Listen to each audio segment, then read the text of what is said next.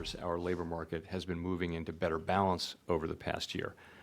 The ratio of job openings to unemployed workers was extremely elevated in 2021 and 22, has now moved back down to levels just above the pre-pandemic era.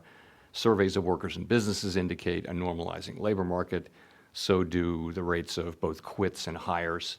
Broader wage pressures also continue to moderate, albeit gradually. So the overall picture for the labor market is one of real strength, but gradual normalization. Given the strength of the labor market and progress on inflation so far, it's appropriate to allow restrictive policy further time to work and let the data and the evolving outlook guide us.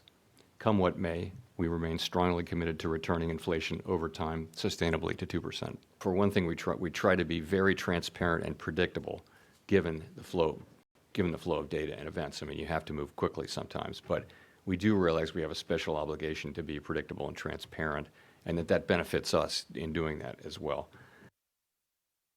Inflation, of course, declined quite significantly over the second half of last year, over the whole year, but particularly in the second half. But 12-month core PCE inflation, which is one of the most important things we look at, is estimated to have been little changed in March over February at 2.8%, and the 3- and 6-month measures of inflation are actually above that level. So we've said at the FOMC that we'll need greater confidence that inflation is moving sustainably toward 2% before it would be appropriate to ease policy. You know, we took that cautious approach and sought that greater confidence so as not to overreact to the string of low inflation readings that we had in the second half of last year. The recent data have clearly not given us greater confidence and instead indicate that it's likely to take longer than expected to achieve that confidence. That said, we think policy is well positioned to handle the risks that we face.